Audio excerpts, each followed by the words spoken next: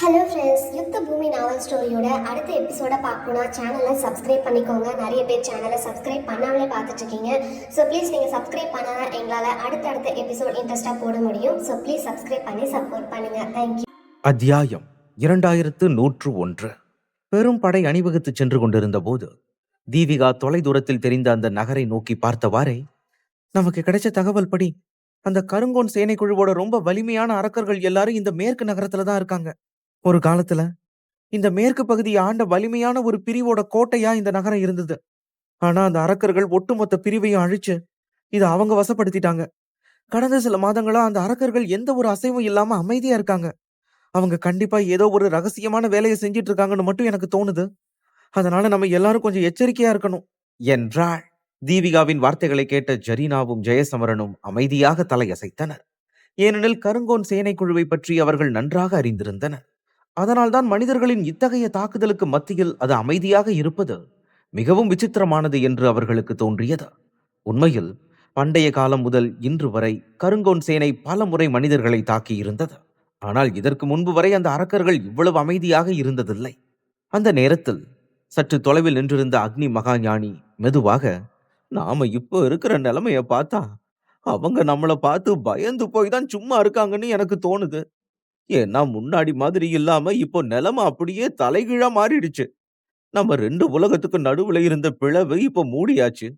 அதனால அவங்களால உதவிக்கு வேற எந்த அரக்கர்களையும் கூப்பிட முடியாது. அது மட்டும் இல்லாம அவங்களுக்கு தலைமை தாங்க அந்த அடிமைகளின் தலைவனும் இப்ப இல்ல. அதனால இந்த அரக்கர்களால நம்ம முன்னாடி கண்டிப்பா நிக்க முடியாது என்றார். ஆனால் இருள் மகாஞானி தனது முகத்தில் கவலை தோய்ந்திருக்க மிகவும் நிதானமாக, எது எப்படி இருந்தாலும் சரி, நாம கொஞ்சம் எச்சரிக்கையா இருக்கிறது தான் நல்லது. நம்ம குரு தன்னோட உயிரையே தியாகம் செஞ்சதுனாலதான் இப்ப நம்ம இவ்வளவு சாதகமான ஒரு நிலையில இருக்கோம். அதனால எந்த சூழ்நிலையிலையும் நாம இந்த தடவை ஒரு சரியான முடிவு எட்டணும். அதே மாதிரி இந்த போரை இத்தோட ஒட்டு மொத்தமா முடிவுக்கு கொண்டு வந்தே ஆகணும் என்றாள். அவளுடைய வார்த்தைகள் அனைவரின் மனதிலும் ஆழமாக பதிந்தன. உடனே அனைவரும் சம்மதித்து தலையசைத்தனர். அக்னி சரிதாவின் மிகச்சிறந்த மற்றும் வலிமையான போர் வீரர்கள் அனைவரும் இப்போது ஒரே இடத்தில் கூடியிருக்கிறார்கள் என்பது அவர்கள் அனைவருக்கும் தெரிந்திருந்தது. ஒருவேளை இவ்வளவு பெரிய மனித படை தவறுதலாக இந்த அரக்கர்களை அழிக்க தவறினால் இந்த உலகம் அரக்கர்களின் பிடிக்குள் செல்வதை தடுக்க வேறு யாராலும் முடியாது. அவர்களின் ஆதிக்கம் நிலை பெற்றால் ஒட்டுமொத்த உலகமும் அழிந்துவிடும் என்பது அவர்களுக்கு புரிந்தது. அந்த நேரத்தில் தீபிகா முன்னால் பார்த்து மெதுவாக ஒரு பெருமூச்சு விட்டாள். பின்னர் உறுதியுடன், நாம இப்ப போயிட்டு இருக்கிற இதே வேகத்துல போனா இன்னும் 2 நாள்ல மேற்கு பாலைவனத்தை அடைஞ்சிடுவோம். இனி இங்கிருந்து பின்வாங்கி போக நமக்கு வழியே கிடையாது. அதனால இந்த உலகத்துல இருக்கிற ஒவ்வொரு உயிருக்காகவும், மனித இனத்துக்காக தங்கள் உயிரை தியாகம் செஞ்ச நம்ம முன்னோர்களுக்காகவும் நாம கண்டிப்பா இந்த அரக்கர்களை அழிச்சே ஆகணும். அந்த இறைவனே நமக்கு துணையா இருந்து இந்த அரக்கர்களை முழு பலத்தோட எதிர்கொள்ள நமக்கு சக்தியை கொடுக்கட்டும் என்றாள். அவளது வார்த்தைகள் படையில் இருந்த ஒவ்வொருவரின் மனதிலும் உறுதியை ஏற்படுத்தின. இதற்கிடையில் மேற்கு பகுதியின் பரந்த பாலைவனம் அமைதியாக விரிந்திருந்தது. எங்கும் மணல் குன்றுகள் பரவி இருந்தன. அந்த பாலைவனம் தான் மேற்கு பகுதியிலேயே மிகப்பெரியது. ஆனால் இப்போது அதன் மணல் பொன்னிறத்தை இழந்து கருமையாக மாறியிருந்தது. அரக்க சக்திகள் மணலுக்குள் ஆழமாக பதுங்கி இருந்ததால் அந்த பகுதி மிகவும் பயங்கரமாக தோன்றியது. அதோடு ஒரு காலத்தில் கம்பீரமாக இருந்த பாலைவனம் இப்போது அச்சமூட்டும் இருண்ட நிலமாக மாறியிருந்தது. அந்த பாலைவனத்தின் நடுவில் ஒரு பெரிய நகரம் அமைதியாக நின்றிருந்தது. அது ஒரு காலத்தில் மேற்கு பகுதியின் மிகவும் பிரபலமான மற்றும் பரபரப்பான நகரமாக இருந்தது. ஆனால் இப்போது அங்கே மனிதர்களை பற்றி சொல்லவே வேண்டாம். ஒரு பறவையை கூட காண முடியவில்லை. அதோடு நகரம் முழுவதும் அடர்ந்த அரக்க சக்திகளால் சூழப்பட்டிருந்தது. அந்த கருமையான மூடுபனிக்குள் அபாயகரமான சிவப்பு கண்கள் இடையிடையே மின்னிக் கொண்டிருந்தன. அந்த பரந்த நகரத்தின் நடுவில் கருப்பு நிறத்தில் பூசப்பட்ட மிக உயரமான கட்டிடம் ஒன்று இருந்தது. அந்த கட்டிடத்தின் உச்சியில் இருந்து நகரம் முழுவதும் தெளிவாக தெரிந்தது. தற்போது அந்த உயரமான இடத்தில் கருப்பு உடை அணிந்த சில நபர்கள் நின்றிருந்தனர். அந்த திசையில் அபாயகரமான சக்திகள் நகர்ந்து வருவதை உணர்ந்ததால் அவர்களின் பார்வைகள் வடக்கு நோக்கி திரும்பின. அப்போது அவர்களின் முன்னால் அரக்க மன்னன் அமைதியாக நின்றிருந்தான். அந்த நெருங்கி வரும் சக்திகளை உணர்ந்தவுடன் அவன் மெதுவாக புன்னகைத்து, கடைசியா நம்ம காத்திருப்பு முடிய போகுது. இன்னும் கொஞ்ச நேரத்துல அவங்க இங்க வந்துருவாங்க என்றான். அவனது புன்னகையில் கொடிய நோக்கம் வெளிப்பட்டது. ஆனால் அவனது கண்களில் எந்த உணர்ச்சியும் காணப்படவில்லை. அப்போது அவன் அருகில் நின்றிருந்த ஒல்லியான இளைஞன் சிரித்துக்கொண்டே,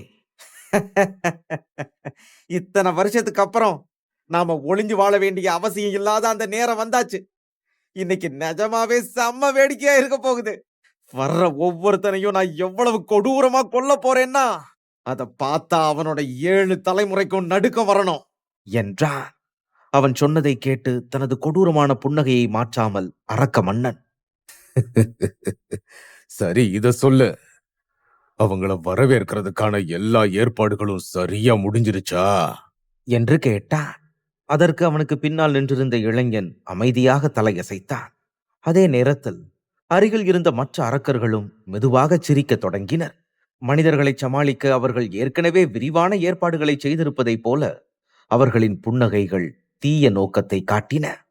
அதன் பின்னர் அரக்க மன்னன் தனது இடுப்பை சற்று நிமிர்த்திக் கொண்டு வடக்கு நோக்கி பார்த்தான்.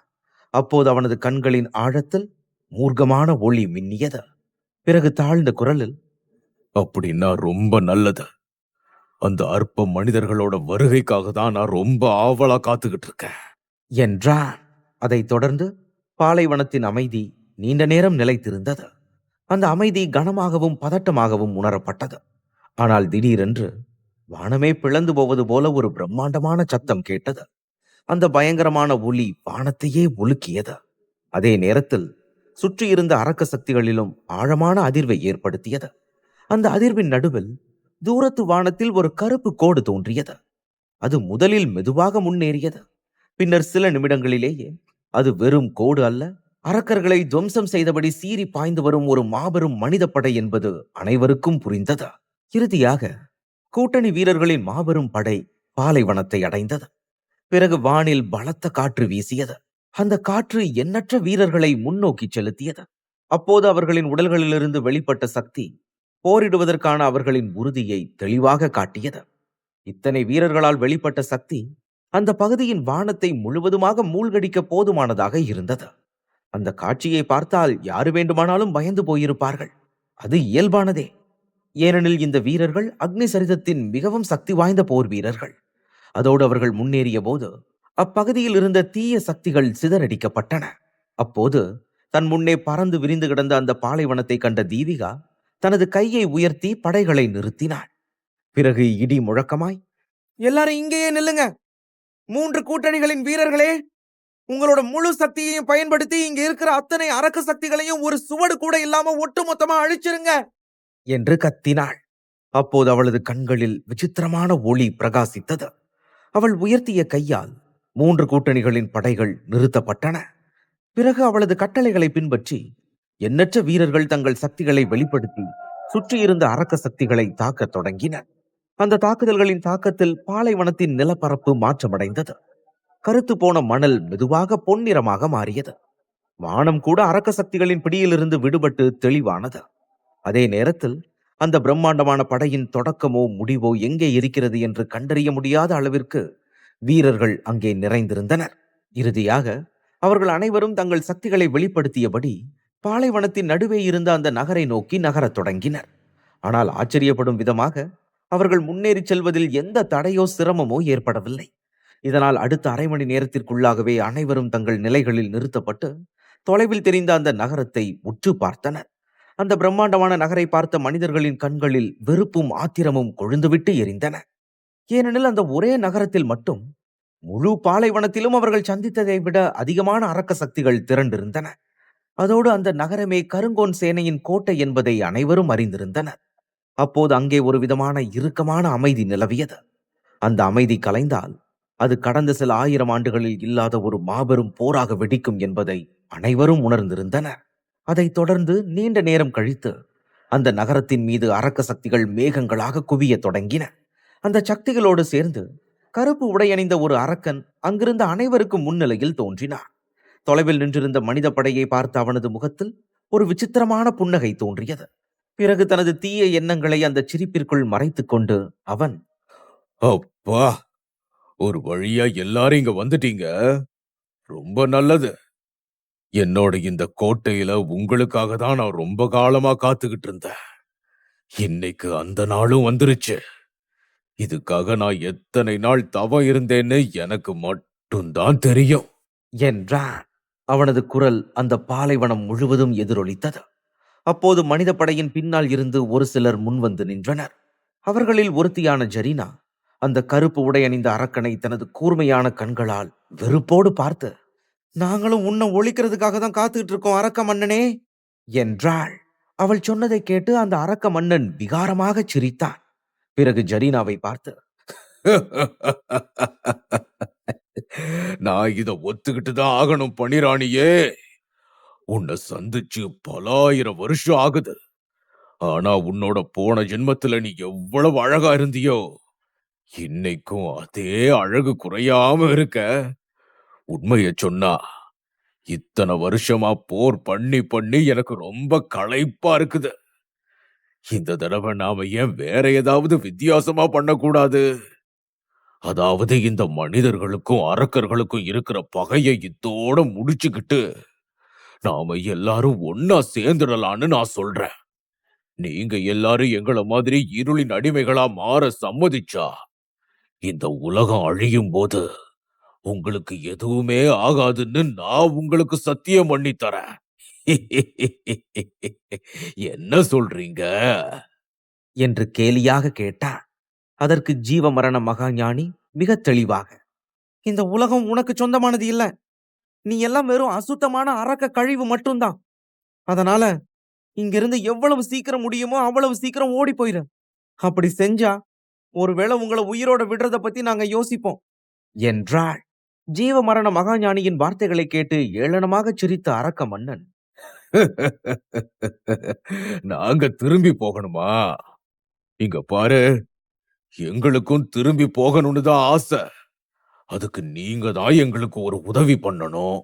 உங்க குரு குறியீடுகளின் மூதாதையர் மூடி வச்ச அந்த பரிமாண பிளவை திறந்து விடுங்க. அந்த வழி மட்டும் திறந்தா நாங்க பாட்டுக்கு எங்க ஊருக்கே போயிடுவோம் என்றான். அதற்கு உடனே அக்னி மகாஞானி சிரித்துக் கொண்டே, கண்டிப்பா உங்களை திரும்பி போக விடுவோம்.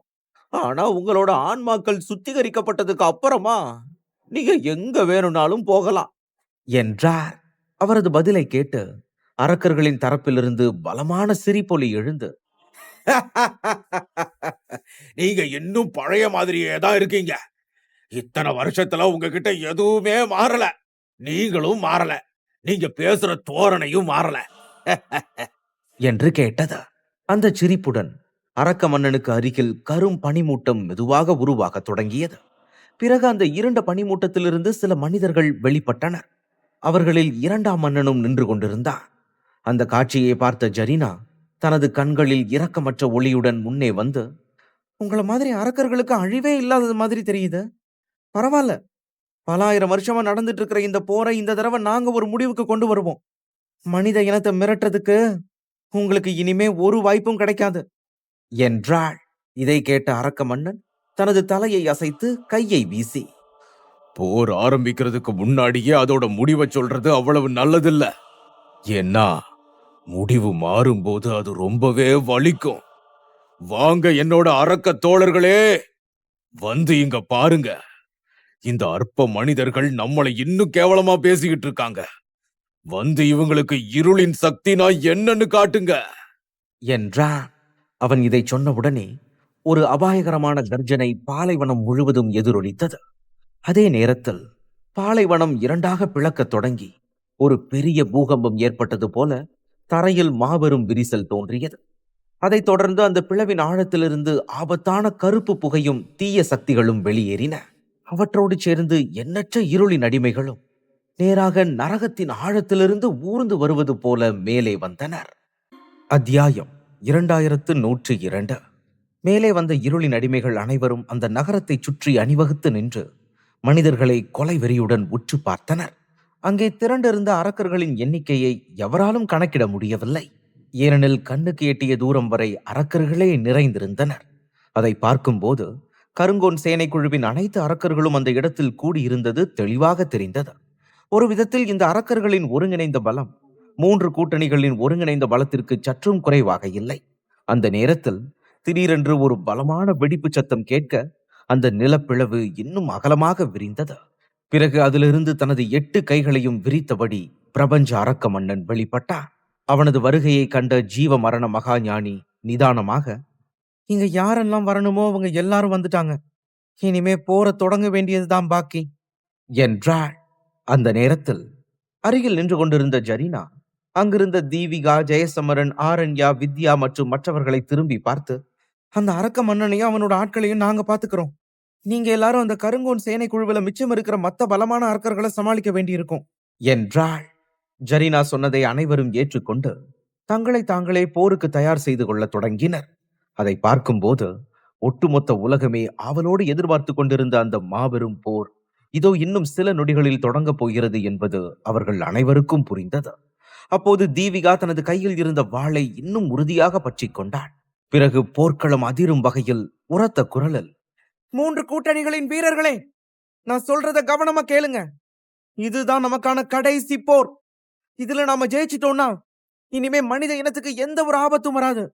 ஆனா ஒருவேளை இன்னைக்கு நாம தோத்துட்டா அக்னி சரிதா முழுக்கவே இந்த மேற்கு பகுதி மாதிரி ஒரு மோசமான நிலைமைக்கு தள்ளப்படும். அப்புறம் யாராலையும் இந்த அரக்கர்கள் கிட்ட இருந்து தப்பிக்க முடியாது. நமக்கு நெருக்கமானவங்க மேல நமக்கு கொஞ்சம் அக்கறை இருந்தாலும் நம்மளோட கடைசி மூச்சு இருக்கிற வரைக்கும் நாம போராடணும். அதே மாதிரி இந்த உலகம் மனிதர்களாகிய நமக்கு சொந்தமானதுன்னு அந்த அரக்கர்களுக்கு நாம உணர்த்துவோம் என்று கத்தினாள். தீவிகாவின் வார்த்தைகளை கேட்டதும் எண்ணற்ற வீரர்களின் கண்கள் கோபத்தால் சிவந்து ஒளிர்ந்தன. பின்னர் அனைவரும் ஒரே நேரத்தில் தங்கள் ஆயுதங்களை தரையில் ஓங்கி அடித்தனர். அந்த தாக்கத்தில் முழு பகுதியும் நடுங்க இடி முழக்கத்தை போன்ற கர்ஜனையுடன் 3 கூட்டணிகளின் படைகளும் முன்னோக்கி பாய்ந்தன. அப்போது அவர்கள் ஒவ்வொருவரும் தங்கள் உடல்களில் இருந்த அனைத்து சக்தியையும் கட்டவிழ்த்தனர். அந்த சக்திகள் நம்ப முடியாத அளவிற்கு ஆபத்தானவையாக இருந்தன.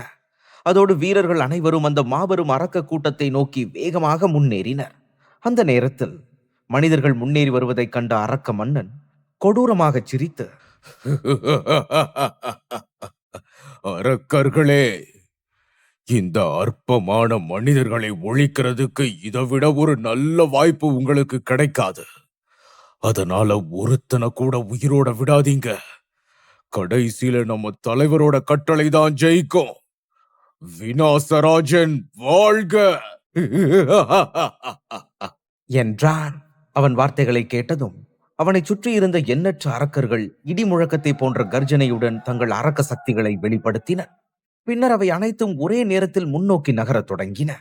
அப்போது ஒருபுறம் காட்டு மிராண்டிகளின் கொடூரமான படை சீறி பாய்ந்தது. மறுபுறம் உறுதியும் தன்னம்பிக்கையும் நிரம்பிய மனிதர்களின் படை முன்னேறியது. அதைத் தொடர்ந்து சில கணங்களில் இரு படைகளும் நேருக்கு நேர் மோதிக்கொண்டன. அந்த மோதலின் தாக்கத்தில் முழு பாலைவனமும் கடுமையாக அதிர்ந்தது. அதோடு அவர்களின் சக்திகள் ஒன்றுடன் ஒன்று மோதிய போது பல்வேறு அரக்க சக்திகள் வானத்தில் வெடித்தன. பிறகு ஒரு நொடியில் அப்பகுதி முழுவதும் இரத்த மழை பொழிய தொடங்க வீரர்களின் அலறல்கள், கர்ஜனைகள், ஆயுதங்களின் சத்தங்கள் ஒன்றாக கலந்து பாலைவனம் முழுவதும் எதிரொலித்தன. அந்த குழப்பத்தின் நடுவில் வேகமாக முன்னேறி வந்த ஜரீனா, வாங்க தோழர்களே, இப்போ நம்மளோட முறை என்றாள். இதை சொல்லிவிட்டு அவள் சில அடிகள் முன்னேறியவுடன் ஜரீனாவும் அவளது தோழர்களும் காற்றில் கரைந்தது போல மறைந்து போனார்கள். அதே நேரத்தில் தூரத்தில் நின்றிருந்த அரக்க மன்னனும் அவனது தோழர்களும் கூட மறைந்து போனார்கள். அடுத்த கணத்தில் அவர்கள் மீண்டும் தோன்றிய போது ஒருவரை ஒருவர் எதிர்கொண்டு நின்றிருந்தனர். அப்போது ஜரீனாவை நேராக எதிர்கொண்டு நின்ற அரக்க மன்னன் அவளது தோழர்களை பார்த்து, பனிராணி, நீ இப்போ இருக்கிற உன்னோட நிலைமைக்கு உன்னால என்ன துளி கூட எதிர்க்க முடியாது என்றான். அந்த நேரத்தில் ஜரீனா அமைதியாக இருந்தாள். பின்னர் அவள் மெதுவாக ஜெயசமரனை நோக்கி நடந்து சென்று அவன் முன் நின்றாள். அதன்பின் ஜெயசமரனின் திகைத்த பார்வைக்கு முன்னால் அவள் அவனை இறுக்கமாக கட்டி அணைத்துக் கொண்டாள். அந்த அணைப்பில் ஒரு மென்மையும் அமைதியும் இருந்தது. அவ்வாறு அணைத்தபடி ஜரீனா மெதுவாக, என்னோட வாழ்க்கையில நீ வந்ததுக்கு ரொம்ப நன்றி சமரா, ஆனா இப்ப என்ன மன்னிச்சிடு என்றாள். இதை சொன்ன அடுத்த நொடியே ஜரீனா பின்வாங்க தொடங்கினாள். அதைத் தொடர்ந்து அவளது உடல் ஒரு விசித்திரமான ஒளியில் பிரகாசிக்க உடல் முழுவதும் விசித்திரமான பனி முத்திரைகள் தோன்ற ஆரம்பித்தன. அந்த முத்திரைகள் உருவாக அவளிடமிருந்து வெளிப்பட்ட பனி சக்தி முன் எப்போதையும் விட மிக வலிமையாகவும் அச்சமூட்டும் வகையிலும் மாறியது. அதே நேரத்தில் தன்னை இருக்க கட்டியணைத்து விட்டு பின்வாங்கிய ஜரீனாவை ஜெயசமரன் திகைப்புடன் பார்த்தான். ஏனெனில் அவளது நீல நிற முடி இப்போது முழுமையாக பனிக்கட்டியாக மாறி போயிருந்தது. அப்போது அவளிடமிருந்து வெளிப்பட்ட அந்த உறைபனி சக்தி அங்கிருந்த சூழலையே மாற்றியது. இதை பார்த்த ஜெயசமரன் ஒருவித ஏமாற்றத்தோடும் உதவியற்ற நிலையோடும் பெருமூச்சு விட்டபடி, கடைசியா அந்த பனிராணி முழுசா விழிச்சுக்கிட்டா என்றான். பின்னர் ஜரீனா முழுவதுமாக பனியாக மாறியதும் அவள் திரும்பி அரக்க மன்னனை மூர்க்கமான பார்வையுடன் முறைத்து பார்த்தாள். அடுத்த கணமே அவளது உடலிலிருந்து கொடிய பனி சக்தி பாயத் தொடங்கியது. பின்னர் அவள் கோபத்துடன், இந்த உலகத்தோட மிகப்பெரிய போர் இன்னையோட முடிவுக்கு வரும். உங்கள மாதிரி அரக்கர்களை இன்னும் பொறுத்துக்கிட்டு இருக்க எனக்கு பொறுமை இல்ல என்றாள். அப்போது பனிராணியை பார்த்த ஜெயசமரன் தனது கைகளை இறுக்கிக் கொண்டான். ஏனெனில் எதை நினைத்து இவ்வளவு காலம் பயந்து நடுங்கினானோ அது இன்று அவன் கண்முன்னே நிஜமாகிவிட்டது. அந்த உணர்வு அவன் முகத்தில் கோபமாக மாறியது. அந்த கோபத்தால் அவன் உடல் லேசாக நடுங்கியது. அவனது அனைத்து முயற்சிகளுக்கு பிறகும் ஜரீனா பனிராணியாக மாறிவிட்டாள் என்பதை நினைத்து அவன் அந்த தருணத்தில் மிகவும் உதவியற்றவனாக உணர்ந்தான். அவன் உடல் நடுங்குவதைக் கண்ட அக்னி மகாஞானியின் முகமும் மற்ற மகாஞானிகளின் முகங்களும் மெதுவாக நிறம் மாறின.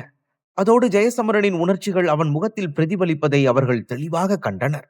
அந்த நேரத்தில் அரக்க மன்னன் ஜெயசமரனை பார்த்து சிரித்துக் கொண்டே, எல்லாம் உன்னோட பலவீனத்தால தான் தம்பி. ஒரு அரக்க மன்னன் எப்படி இருப்பான்னு நீ பார்க்கணுமா? இதோ இப்ப நான் உனக்கு அதை காட்டுறேன் என்றான். அதனுடன் அரக்க மன்னன் மெதுவாக முன்னோக்கி அடியெடுத்து வைத்தான். அப்போது அவன் முகத்தில் விசித்திரமான மூர்க்கமான தோற்றம் தோன்றியது. அதே நேரத்தில் அவன் உடலிலிருந்து வார்த்தைகளால் விவரிக்க முடியாத அபாயகரமான அரக்க சக்திகள் வெளிப்பட்டன. பிறகு அந்த சக்திகள் மெதுவாக அதிகரித்தன. அவனது அரக்க சக்திகள் பனிராணியின் பனி சக்திகளுக்கு நிகராக இருக்கும் அளவுக்கு ஆபத்தானவையாக இருந்தன. ஜெயசமரன் இதற்கு முன் எந்த அரக்கனிடமும் இத்தகைய சக்தியை கண்டதில்லை. அந்த சக்தி முழு உலகத்தையும் அழிக்கும் ஆற்றலை கொண்டிருந்தது. அவனது அபாயகரமான சக்திகளை உணர்ந்ததும் அக்னி மகாஞானி மற்றும் பிற மகாஞானிகளின் முகங்களில் கவலை தென்பட்டது. அப்போது அக்னி மகாஞானி மெதுவாக, அப்படின்னா அரக்க மன்னன் முழுசா குணமடைஞ்சு அவனோட பழைய நிலைக்கு திரும்பிட்டான் என்றார். பின்னர் அரக்க மன்னன் கொடூரமான புன்னகையுடன் ஜெயசமரனை நோக்கி பார்த்து, நல்ல வேளை பனிராணி அவளோட நிஜமான ரூபத்துக்கு மாறினா. ஒருவேளை அவ அப்படி மாறாம இருந்திருந்தா இந்நேரம் நீங்க எல்லாரும் செத்து பிணமா இருப்பீங்க என்றான். ஆனால் ஜெயசமரனின் முகத்தில் இருந்த கோபம் துளி கூட குறையவில்லை. அரக்க மன்னனின் அந்த பயங்கரமான சக்தியை நேரில் பார்த்தும் அவன் அஞ்சவில்லை. அடுத்த கணமே தன் உடலில் உள்ள சக்கரங்களிலிருந்து திரிலோக தாந்திரிக சக்திகளை அவன் வெளியே கொண்டு வரத் தொடங்கினான். பிறகு அந்த அரக்க மன்னனை முறைத்து பார்த்து, உன்கிட்ட எவ்வளவுதான் சக்தி இருக்குதுன்னு நானும் இன்னைக்கு ஒரு கை பார்த்துடுறேன் என்று கத்தியபடியே அவன் முன்னேறினான். ஆனால் திடீரென ஒரு குளிர்ந்த கை நீண்டு ஜெயசமரனை மேலும் நகரவிடாமல் தடுத்து நிறுத்தியது. அதைத் தொடர்ந்து எந்தவித உணர்ச்சியுமற்ற ஒரு குரல் ஜெயசமரனின் காதுகளில், அவனை எதிர்க்கிற அளவுக்கு உன்கிட்ட இன்னும் போதுமான பலம் இல்லை என்று விழுந்தது. ஆனால் ஜெயசமரன் அதை கவனிக்கவில்லை. கோபத்துடன் தனது கையை உதறியவாறே அவன் உடலிலிருந்து வெள்ளி நிற ஒளி வெளிப்பட்டது. பிறகு அடுத்த நொடியில் அவன் மறைந்து அரக்க மன்னனுக்கு முன்னால் தோன்றினான். அப்போது அவன் உடலிலிருந்து ஊதா மற்றும் தங்க நிற ஒளி வெளிப்பட்டது. அதைத் தொடர்ந்து ஜெயசமரன் 1,00,000 நாகமுத்திரைகளால் பிரகாசிக்க தொடங்கினான். அந்த நாகமுத்திரைகள் மிகவும் சக்தி வாய்ந்தவையாக இருந்ததால் அவன் உடலிலிருந்து வெளிப்பட்ட சக்தி அச்சமூட்டும் அளவுக்கு அதிகரித்தது. அதோடு அடுத்த கணமே ஜெயசமரன் அரக்க மன்னனை நோக்கி ஒரு சக்தி வாய்ந்த குத்தை விடுத்தான். ஆனால் ஜெயசமரனின் தாக்குதலை கண்ட அரக்க மன்னன் அமைதியாக புன்னகைத்தான். பின்னர், உன்கிட்ட திறமையும் இருக்கு, தைரியமும் இருக்கு தம்பி. ஆனா ஒண்ணு மட்டும் உன்கிட்ட இல்ல, அதுதான் வலிமை என்றான். அதே நேரத்தில் அவன் தனது கையை நீட்டினான். அவன் கையில் 2 கருப்பு குறியீடுகள் ஒளிரத் தொடங்கின. அந்த குறியீடுகளில் இருந்து வெளிப்பட்ட கருப்பு சக்தி ஜெயசமரனின் தாக்குதலுடன் மோதியது. அடுத்த நொடியில் ஜெயசமரனின் சக்தி வாய்ந்த தாக்குதல் முறியடிக்கப்பட்டது. ஜெயசமரனின் தாக்குதல் முறியடிக்கப்பட்டதும் அரக்க மன்னனின் முகத்தில் உக்கிரமான நோக்கம் தோன்றியது. உடனே அவன் ஜெயசமரனை அழிக்க முன்னோக்கி பாய்ந்தான். பிறகு கண்ணிமைக்கும் நேரத்தில் அரக்க மன்னன் ஜெயசமரனின் முன் தோன்றி தனது 2 விரல்களில் மிகவும் அபாயகரமான அரக்க சக்திகளை சேர்த்து ஒரு சக்தி வாய்ந்த தாக்குதலை தொடுத்தான். அந்த தாக்குதலை கண்ட ஜெயசமரனின் முகம் நிறம் மாறியது. இருப்பினும் அவன் தயங்கவில்லை. ஒரு நொடியில் தனது உடலிலிருந்து 3 பண்டைய குறியீடுகளின் சக்திகளை அவன் வெளிப்படுத்தினான். உடனே 3 வண்ண ஒளிகள் அவனை சுற்றி தோன்றின. அடுத்த கணமே அந்த ஒளிகள் ஒன்றிணைந்து அரக்க மன்னனின் தாக்குதலை எதிர்கொண்டன. இரு சக்திகளும் மோதியவுடன் ஒரு பயங்கரமான அதிர்வு உருவானது. அந்த மோதலின் தாக்கத்தில் ஜெயசமரன் வலியால் அலறினான். அதே நேரத்தில் அவன் உடல் வெகு தூரம் பின்னோக்கி தள்ளப்பட்டது. அவன் சக்திகள் இப்போது கணிசமாக அதிகரித்திருந்தாலும் அரக்க மன்னனை போன்ற உக்கிரமான எதிரிக்கு எதிராக அவை போதுமானதாக இல்லை. மறுபுறம் தனது தாக்குதலால் ஜெயசமரனை பின்னுக்கு தள்ள மட்டுமே முடிந்ததே தவிர அவனை காயப்படுத்த முடியவில்லை என்பதை உணர்ந்த அரக்க மன்னன் ஆத்திரமடைந்தான். அடுத்த கணமே நின்ற இடத்திலிருந்து மறைந்த அவன் மீண்டும் ஜெயசமரனின் கண் எதிரே தோன்றினான். பிறகு உடனே தனது அடுத்த சக்தி வாய்ந்த தாக்குதலை தொடுத்து, ஏய் தம்பி, இன்னைக்கு நீ என்கிட்ட இருந்து உயிரோட தப்பிக்கவே முடியாது என்று கத்தினான்.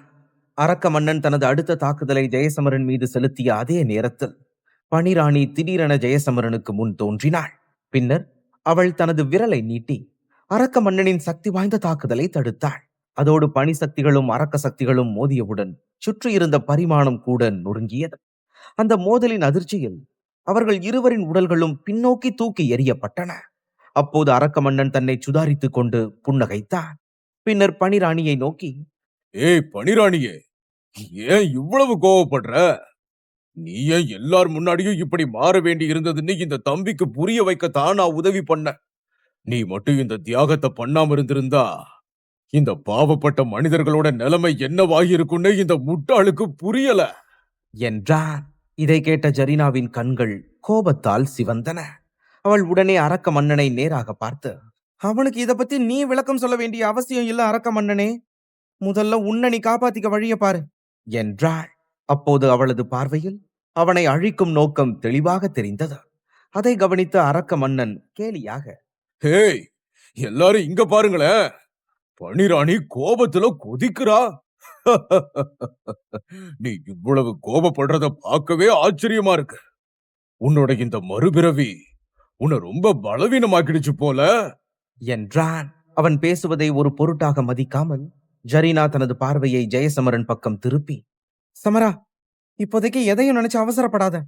இந்த போர் ஒரு முடிவுக்கு வந்ததும் நான் ஏன் மறுபடியும் பனிராணியா மாற வேண்டி இருந்ததுன்னு உனக்கு எல்லாத்தையும் விளக்கி சொல்றேன் என்றாள். ஆனால் ஜெயசமரன் அதற்கு பதிலளிக்கவில்லை. மாறாக அவன் கோபத்துடன் நடக்கத் தொடங்கினான். அவன் இப்படி சொல்வதைக் கண்ட ஜரீனாவின் முகத்தில் சிறிது அதிருப்தி தோன்றியது. இருப்பினும் இது விவாதிக்க வேண்டிய நேரம் அல்ல என்பதை அவள் உணர்ந்தாள். அதனால் அவள் ஒரு பெருமூச்சு விட்டாள். பின்னர் தனது உணர்ச்சிகளை கட்டுப்படுத்திக் கொண்டு மீண்டும் அரக்க மன்னனை நோக்கி பார்த்தாள். இத்தனை ஆண்டுகளாக அரக்க மன்னனின் மிகப்பெரிய எதிரியாக இருந்த பனிராணி அவனை உடனடியாக கொல்ல வேண்டும் என்று நினைக்கும் அளவுக்கு அவன் மீது கோபப்படுவது இதுவே முதல் முறை. அந்த கோபத்தில் ஜரீனா தனது முஷ்டியை இறுக்கினாள். உடனே பனி சக்திகள் ஒன்றிணைந்து ஒரு கூர்மையான பனி ஈட்டி உருவானது. அடுத்த கணமே அவள் கட்டுப்பாடின்றி முன்னோக்கி பாய்ந்து அந்த பனி ஈட்டியால் அரக்க மன்னனை தாக்கினாள். அத்தியாயம் 2103. பனிராணியின் தாக்குதலை பார்த்த அரக்க மன்னன் சிரித்துக் கொண்டே, உனக்கு என்ன பைத்தியம் பிடிச்சிருச்சா என்று கேலி செய்தான். அதே நேரத்தில் அவன் தனது அரக்க சக்திகளை வெளிப்படுத்தி முன்னேறினான். பிறகு அடுத்த கணமே அவர்கள் இருவருக்கும் இடையிலான கடுமையான போர் தொடங்கியது. இந்த நேரத்தில் ஜீவமரண மகாஞானி அவர்கள் சண்டையிடுவதை கவனித்தாள். பின்னர் மற்ற மகாஞானிகளை நோக்கி திரும்பி, நாமளும் போர் ஆரம்பிப்போம், அந்த இன்னொரு மன்னனை நான் பாத்துக்கிறேன் என்றாள். அப்போது அருகில் நின்று கொண்டிருந்த குழப்ப மன்னன் பிரபஞ்ச அரக்க மன்னனை நோக்கி தனது பார்வையை திருப்பினார். பின்னர் தனது உடலிலிருந்து எண்ணற்ற சக்திகளை வரவழைத்து, இந்த ராட்சத அரக்கனை பொறுத்த வரைக்கும் இங்க இருக்கிற வீரர்கள்ல யாருக்கு அதிக திறமை இருக்குதுன்னு நான் இவனுக்கு காட்டுறேன் என்றார். இதை சொன்னவுடனே அவர் உடலில் ஒளி பாயத் தொடங்கியது. அந்த ஒளி உடனே அவரது உடலை பெரிதாக்கியது. அதைத் தொடர்ந்து சில நொடிகளில் அவர் உடல் பிரபஞ்ச அரக்க மன்னனின் அளவிற்கு வளர்ந்தது. பின்னர் அவர் தனது காலை தரையில் ஓங்கி மிதித்தார். அந்த அதிர்வுடன் அவர் பிரபஞ்ச அரக்க மன்னனை நோக்கி முன்னேறத் தொடங்கினார். இதற்கிடையில் மூன்றாவது மன்னன் ஜெயசமரனை பார்த்தான். பின்னர் அவன் புன்னகைத்து, இங்க எல்லாரும் அவங்களுக்கான எதிரியை தேர்ந்தெடுத்துட்டாங்க, அப்புறம் நான் மட்டும் எப்படி சும்மா இருக்க முடியும்? நீ நல்லா சண்டை போடுவ போலயே, வா, உன்கிட்ட எவ்வளவு திறமை இருக்குன்னு நானும் பாக்குறேன். முதல்ல உன்னை முடிச்சிட்டு அப்புறமா உன்னோட மத்த ஆட்களை நான் கவனிச்சுக்கிறேன் என்றான்.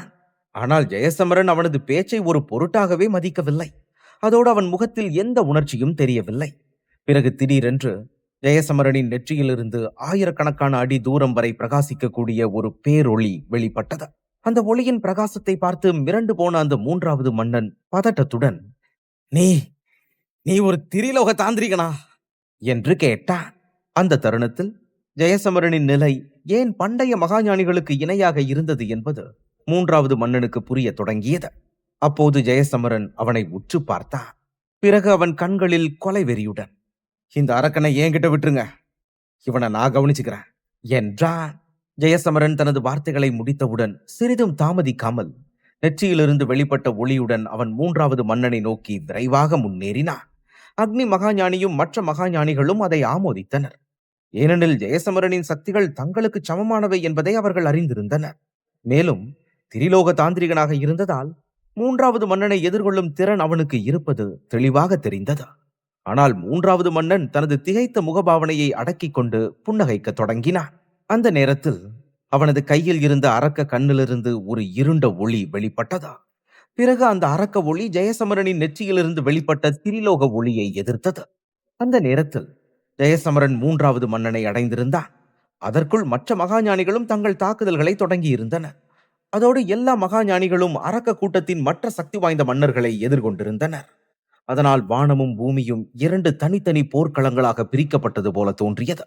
இருப்பினும் இரு இடங்களிலும் நடந்த மோதல்களிலிருந்து வெளிப்பட்ட சக்திகள் மேற்கு பகுதி முழுவதையும் தொடர்ந்து அதிரச் செய்தன. அந்த சக்திகளின் அலைகளை மற்ற 3 பகுதிகளின் குடிமக்களும் உணர்ந்தனர். அதன் விளைவாக ஒவ்வொரு நகரத்திலும் இருந்த எண்ணற்ற கண்கள் மேற்கு பகுதியை நோக்கி திரும்பின.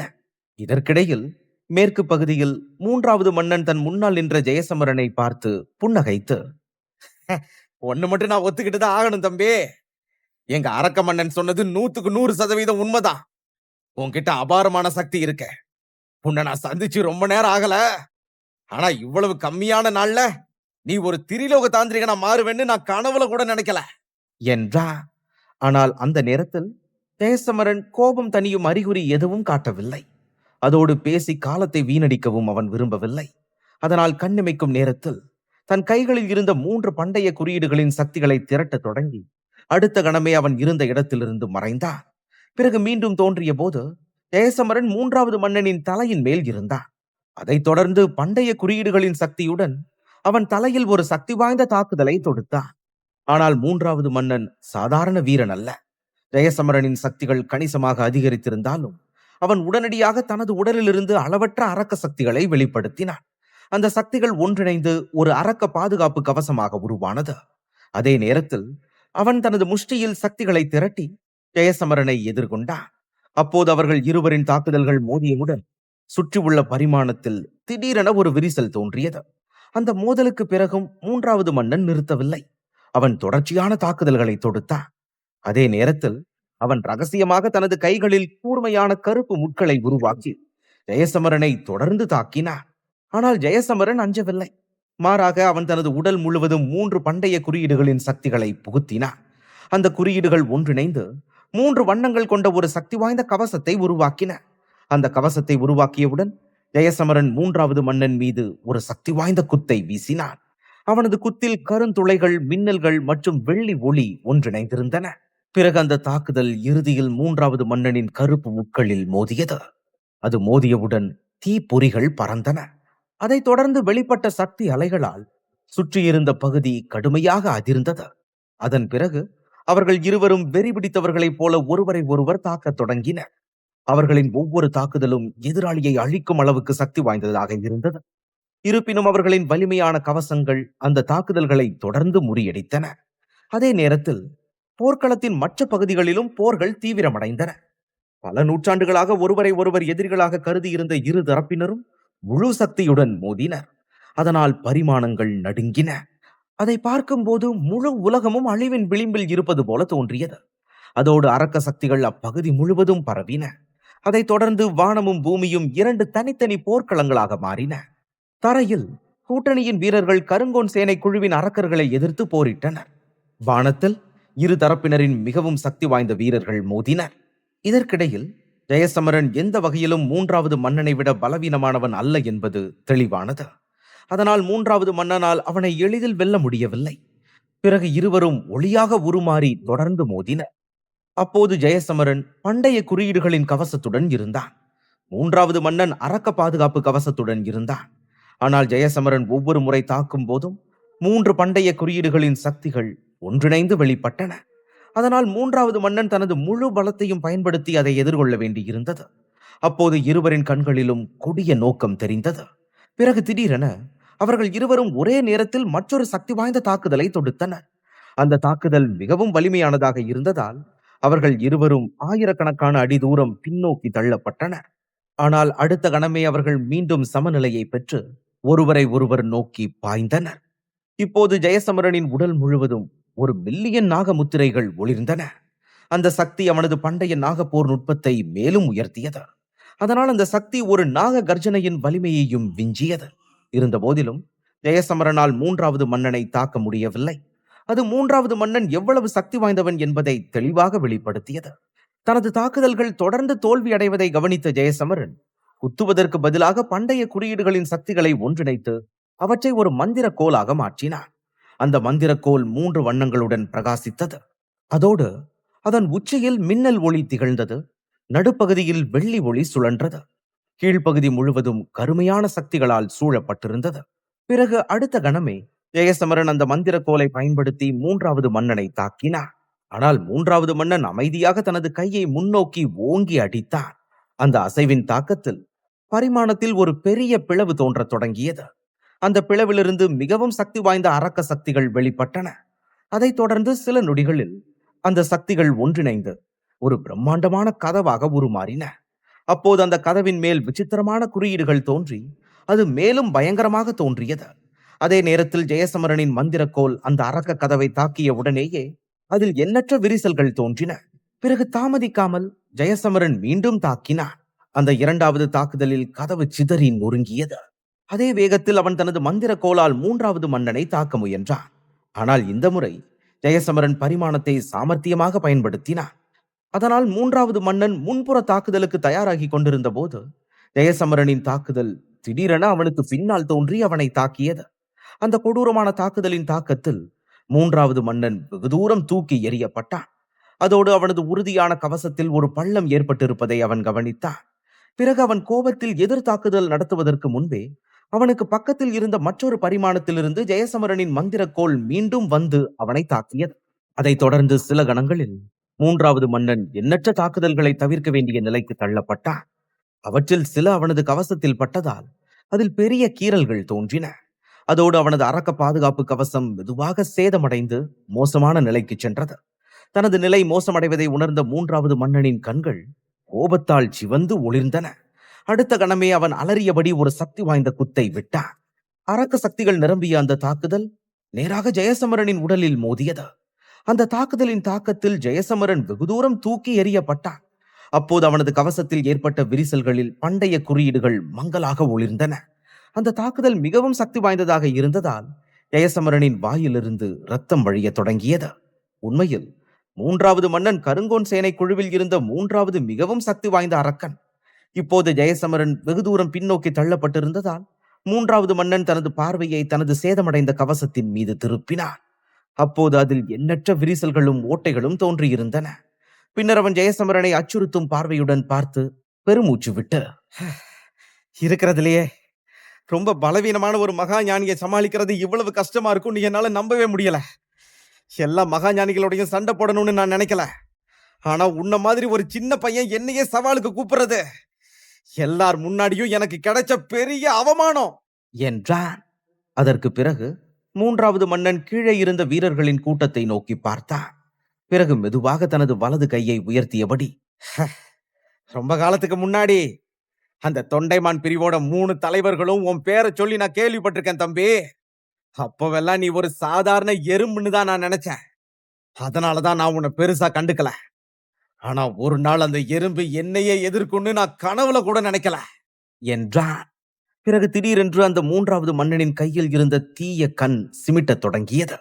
அதை பார்த்ததும் ஜெயசமரனின் முகம் அப்படியே மாறி போனது. அதை பார்த்ததும் அந்த மன்னன் மேலும், ஆனா உன்ன மாதிரி ஒருத்தனை முடிச்சு கட்டுறது எனக்கு இன்னும் திருப்தியா இருக்கும்னு நினைக்கிறேன். இந்த சண்டைக்கு அப்புறம் நான் எந்த ஒரு வருத்தத்தையும் வச்சுக்க விரும்பல. புரியுதா தம்பி என்றான். மூன்றாவது மன்னன் தொடர்ந்து பேசிக் கொண்டிருந்த போது ஜெயசமரன் அமைதியாக அவனை பார்த்து கொண்டிருந்தான். அதோடு அவன் இதயத்தில் ஒரு விசித்திரமான அமைதியின்மை எழுந்தது. ஆனால் அதன் காரணம் அவனுக்கு புரியவில்லை. அப்போது மூன்றாவது மன்னன் விசித்திரமான புன்னகையுடன் கைகளை கூப்பி, இந்த கண்ணுக்கு பேருதான் தீய கண் நுட்பம். இது எங்க தலைவரே நேர்ல எனக்கு கொடுத்த சக்தி. முன்னொரு காலத்துல அந்த குறியீடுகளின் மூதாதையரை ரகசியமா தாக்குறதுக்கு கூட நான் இந்த நுட்பத்தை தான் பயன்படுத்தினேன். அதனால இந்த நுட்பத்தால நீ செத்து போனா அது உனக்கு சொர்க்கத்துக்கே போற மாதிரி ஒரு பெருமை தான், இல்லையா? என்று சிரித்தான். ஆனால் ஜெயசமரனின் முகத்தில் மாற்றம் எதுவும் தெரியவில்லை. அதை கவனித்த மூன்றாவது மன்னன் கோபமடைந்தான். உடனே அவன் தனது அரக்க சக்திகளை வெளிப்படுத்தினான். இந்த முறை அவனது உடலிலிருந்து வெளிப்பட்ட அரக்க சக்திகள் மிகவும் தீவிரமாக இருந்தன. அதே நேரத்தில் அந்த சக்திகள் அனைத்தும் அவனது கையில் குவிய தொடங்கின. தீவிரமான அந்த சக்தி குவிப்பால் அவனது கை மையை விட கருமையாக மாறியது. பிறகு திடீரென அவன் கையில் இருந்த கண் விசித்திரமான அலறல்களை எழுப்பத் தொடங்கியது. அதை பார்த்த மூன்றாவது மன்னன் ஜெயசமரனை பார்த்து அச்சுறுத்தும் வகையில் சிரித்தான். அந்த நேரத்தில் அவன் கை மெதுவாக சிதைந்து வருவதை ஜெயசமரன் கவனித்தான். அதைத் தொடர்ந்து சில கணங்களில் அவன் கையில் ஒரு துளி ரத்தம் கூட இல்லாதது போல தோன்றியது. அப்போது அவன் கையில் இருந்த தீய கண் இன்னும் பயங்கரமாக மாறியது. பிறகு சில நொடிகளில் ஒரு வெடிப்பு ஏற்பட்டு அந்த கண் பெரிதாக வளர்ந்து மூன்றாவது மன்னனின் கையில் இருந்து வெளியே வந்தது. அதிலிருந்து வெளிப்பட்ட அரக்க சக்தியை உணர்ந்த ஜெயசமரனின் முகம் மேலும் பதட்டமடைந்தது. அவன் உடனே ஆழமான ஒரு மூச்சை இழுத்தான். பின்னர் தனது முஷ்டிகளை இறுக்கி உடனடியாக ஒரு பெரிய ஒளி வலையை ஏவினான். அந்த வலையில் பண்டைய சக்திகள் இருந்தன. அதை கண்ட மூன்றாவது மன்னன் வியப்புடன், பண்டைய பிரபஞ்ச நுட்பமா? இது எப்படி ஓங்கிட்ட இருக்குது என்று கேட்டான். அத்தியாயம் 2104. அந்த நேரத்தில் மாபெரும் தீய கண் மெதுவாக மூடத் தொடங்கியது. அதே சமயம் பண்டைய பிரபஞ்ச நுட்ப வலை வேகமாக சுழல ஆரம்பித்தது. அது சுழன்ற போது அதிலிருந்து வெளிப்பட்ட ஒளி சுற்றி இருந்த தீய சக்திகளுடன் தொடர்ந்து மோதியது. இருந்த போதிலும் தீய கண் மட்டும் அசையாமல் நிலைத்திருந்தது. ஆனால் அந்த கண்ணுக்குள் திரண்டு கொண்டிருந்த அழிவு சக்தியை ஜெயசமரனால் தெளிவாக உணர முடிந்தது. அந்த உணர்வுடன் ஜெயசமரன் ஒரு ஆழமான மூச்சை இழுத்தான். உடனே அவனது கண்கள் மெதுவாக பிரகாசித்தன. பிறகு அடுத்த கணமே அவன் தனது கை முத்திரையை விரைவாக மாற்றி, பிரபஞ்சத்தின் வலிமை மிக்க கை என்று கத்தினான். அவன் முத்திரை மாறியவுடன் வானத்தில் தோன்றியிருந்த பண்டைய பிரபஞ்ச நுட்ப வலைப்பின்னல் கடுமையாக நடுங்கத் தொடங்கியது. பிறகு அதிலிருந்து ஒரு விசித்திரமான ஒளி வெளிப்பட்டு ஆயிரக்கணக்கான அடி அகலம் கொண்ட ஒரு பிரம்மாண்டமான கையாக உருமாறியது. அந்த கையில் பழமையானதாக தோன்றும் ஒளிரும் மர்ம குறியீடுகள் தோன்றின. பின்னர் அந்த பிரம்மாண்டமான கை பரிமாணங்களை கிழித்துக் கொண்டு முன்னோக்கி பாய்ந்து தீய கண்ணுடன் வேகமாக மோதியது. இதை கண்ட மூன்றாவது மன்னன் புன்னகைத்தான். அதைத் தொடர்ந்து அவன் மெதுவாக தனது கண்களை மூடிக்கொண்டான். அப்போது அவனது கண்களின் ஓரங்களில் இருந்து கருப்பு ரத்தம் வழியத் தொடங்கியது. அந்த ரத்தம் வழிந்தபோது வானத்தில் இருந்த தீய கண் இன்னும் பெரிதாக வளர்ந்தது. அந்த தருணத்தில் வானம் முழுவதும் இருளில் மூழ்கியது. பின்னர் தீய கண் ஒரு மூர்க்கமான ஆபத்தான ஒளியை உமிழ்ந்தது. அதோடு அந்த ஒளி நேராக ஆயிரக்கணக்கான அடி அகலம் கொண்ட பிரம்மாண்டமான கையை நோக்கி பாய்ந்தது. ஆனால் அந்த மோதல் மக்கள் எதிர்பார்த்தபடி சக்தி அலையை உருவாக்கவில்லை. அதற்கு பதிலாக பிரம்மாண்டமான பண்டைய கை நடுங்கத் தொடங்கி அதில் எண்ணற்ற விரிசல்கள் தோன்றின. பிறகு அடுத்த கணமே அந்த அரக்க ஒளி சக்தி வாய்ந்த வெடிப்புடன் அந்த கையை அழித்தது. அதே நேரத்தில் அந்த ஒளி தொடர்ந்து முன்னோக்கி நகர்ந்தது. ஆனால் அந்த பிரம்மாண்டமான கை அழிக்கப்பட்டவுடன் அதன் பின்னால் திரிலோக தாந்திரிக சக்திகளால் உருவாக்கப்பட்ட ஒரு புனித ஒளி தோன்றியது. பார்க்க அந்த ஒளி சொர்க்கத்திலிருந்து இறங்கி வந்த ஒளி போல தோன்றியது. உடனே அந்த அரக்க ஒளி அந்த புனித ஒளியுடன் மோதியது. அப்போது அந்த மோதல் ஒரு பூகம்பம் போல உணரப்பட்டது. அதோடு அந்த அதிர்வு முழு பகுதியையும் உலுக்கியது. அதைத் தொடர்ந்து அந்த புனித ஒளி நடுங்கத் தொடங்கியது. அதோடு அதன் உள்ளே ஒரு மனித உருவம் மெதுவாக தோன்றியது. அப்போது அந்த மனிதன் ஒரு மின்னல் அம்பையும் ஒரு வில்லையும் பிடித்திருந்தான். அவன் வில்லை பின்னோக்கி இழுத்த போது அம்பு 3 வண்ணங்களாக மாறியது. அந்த தருணத்தில் அளவற்ற உள் சக்தியை பெற்ற ஜெயசமரன் தனது அடுத்த தாக்குதலுக்கு தயாரானான். பிறகு அந்த அம்பு மெதுவாக முன்னோக்கி நகரத் தொடங்கிய போது அதை சுற்றியிருந்த அரக்க சக்திகள் ஒன்றன் பின் ஒன்றாக நொறுங்கி மறையத் தொடங்கின. இதற்கிடையில் ஜெயசமரனின் விரல்களிலிருந்து இரத்தம் தொடர்ந்து வழிந்தது. அதே நேரத்தில் அந்த இரத்தம் புனித ஒளியின் வழியாக அம்புக்குள் மாற்றப்பட்டது. அப்போது ஜெயசமரனின் இரத்தம் அம்புக்குள் நுழைந்தவுடன் அதன் பிரகாசம் மேலும் அதிகரித்தது. ஏனெனில் இந்த தாக்குதலில் ஜெயசமரன் தனது அனைத்து சக்திகளையும் பயன்படுத்தி இருந்தான். அதோடு தனது ஆதி ரத்தத்தையும் அதில் புகுத்தி இருந்தான். அதனால் அந்த அம்பு முன்னேறிய போது அது சுற்றி இருந்த அனைத்து அரக்க சக்திகளையும் மறையச் செய்தது. உடனே எண்ணற்ற கண்கள் அந்த ஒளிரும் தாக்குதலின் மீது குவிந்தன. பின்னர் அந்த அம்பு தீய கண்ணிலிருந்து வெளிப்பட்ட அபாயகரமான அரக்க ஒளியுடன் நேரடியாக மோதியது. அந்த இரண்டும் மோதியவுடன் நெஞ்சை உலுக்கும் ஒரு வெடிப்புச் சத்தம் எதிரொலித்தது. அதைத் தொடர்ந்து புனித ஒளியால் சூழப்பட்டிருந்த அம்பு அரக்க ஒளியை வேகமாக அழிக்க தொடங்கியது. அதே நேரத்தில் ஜெயசமரன் தனது பார்வையை முன்னோக்கி திருப்பினான். பிறகு புன்னகைத்தபடியே அவன் மீண்டும் தனது கை முத்திரையை மாற்றினான். அவன் முத்திரை மாறியவுடன் அரக்க ஒளி பிளவுபடத் தொடங்கி சில கணங்களில் அந்த சக்தி வாய்ந்த அரக்க ஒளி முற்றிலுமாக அழிக்கப்பட்டது. ஆனால் அந்த அரக்க ஒளி அழிக்கப்பட்ட போதும் மூவர்ண அம்பின் சக்தி குறையவில்லை. அது தொடர்ந்து வேகமெடுத்து பரிமாணங்களை கிழித்து கொண்டு தீய கண்ணை நோக்கி பாய்ந்தது. இந்த தருணத்தில் மூன்றாவது மன்னன் வேதனையுடன் அலறினான். அதோடு அவன் கண்கள் வீங்கத் தொடங்கி சில நொடிகளில் அவனது கண்களிலிருந்து கருப்பு ரத்தம் பெருக்கெடுத்து ஓடத் தொடங்கியது. அந்த காட்சி பார்க்க தீயிலூட்டுவதாக இருந்தது. அந்த நேரத்தில் மாபெரும் தீய கண் சுருங்கத் தொடங்கியது. பிறகு அது உடனே கருப்பு ஒளியாக மாறி மூன்றாவது மன்னனின் கைகளுக்குள் பறந்து சென்றது. தீய கண் பின்வாங்கியதை கண்ட ஜெயசமரன் ஒரு சைகையால் அம்பை நடுவானில் நிறுத்தினான். அதைத் தொடர்ந்து அதை ஒளியாக மாற்றி மீண்டும் தனது உடலுக்குள் இழுத்து கொண்டான். அப்போது அந்த தாக்குதலின் சக்தி ஆற்றலாக சிதறி ஜெயசமரனின் உடலுக்குள் திரும்பியது. அதனுடன் அவனது முகத்தில் இருந்த பலவீனம் மெதுவாக மறையத் தொடங்கியது. ஆனால் அந்த நேரத்தில் மூன்றாவது மன்னன் வலியா என்று அலறிக் கொண்டிருந்தான். இதில் விசித்திரமான விஷயம் என்னவென்றால், மூன்றாவது மன்னனின் வேதனையான அலறலை கேட்டதும் தரையில் சண்டையிட்டுக் கொண்டிருந்த அரக்கப்படையின் வேகம் மெதுவாக குறையத் தொடங்கியது. அதே நேரத்தில் வானத்தில் சண்டையிட்டுக் கொண்டிருந்த அரக்கர்களும் சில நொடிகள் நின்றுவிட்டனர்.